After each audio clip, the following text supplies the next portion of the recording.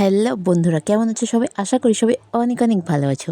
অনেকদিন পর নতুন একটা ভিডিওতে সবাইকে স্বাগত জানাই।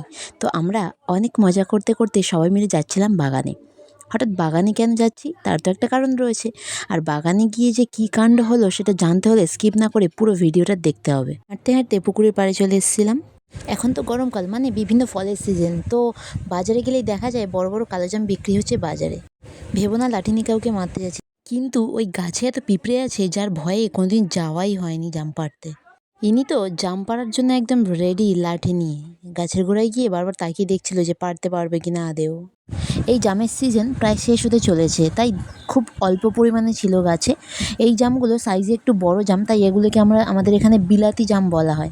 এবং এর পরে যে ছোট সাইজের জামগুলো পাকবে ওগুলোকে আমাদের এলাকায় কুকুরে জাম বলে।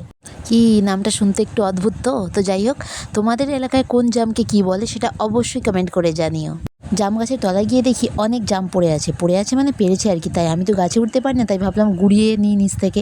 তো একটা পলিথিনও নিয়ে গেছিলাম বাড়ি থেকে। তো ভালো ভালো জাম যেগুলো রয়েছে, ফেটে যায়নি, একদম টাটকা রয়েছে, সেগুলো ভালো করে প্লাস্টিকের মধ্যে নিয়ে নিচ্ছিলাম। ও তো জাম পাড়ছিল এবং মাঝে মধ্যে একটা দুটো মুখেও পুড়ে নিচ্ছিল। অনেক তো জাম গুড়ালাম, তারপর ভাবলাম আমি একবার চেষ্টা করি। আর তারপরেই ঘটেছিল সেই কাণ্ডটা, দেখতে থাকো।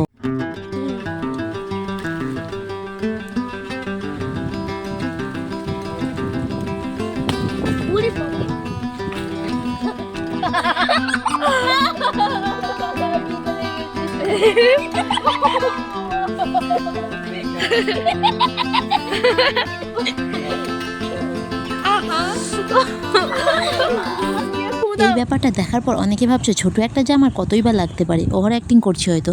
যে যাই ভাবুক, লেগেছে তো আমার, আমি বুঝতে পেরেছিলাম। চোখ থেকে মানুষের জল এমনি এমনি আসে না।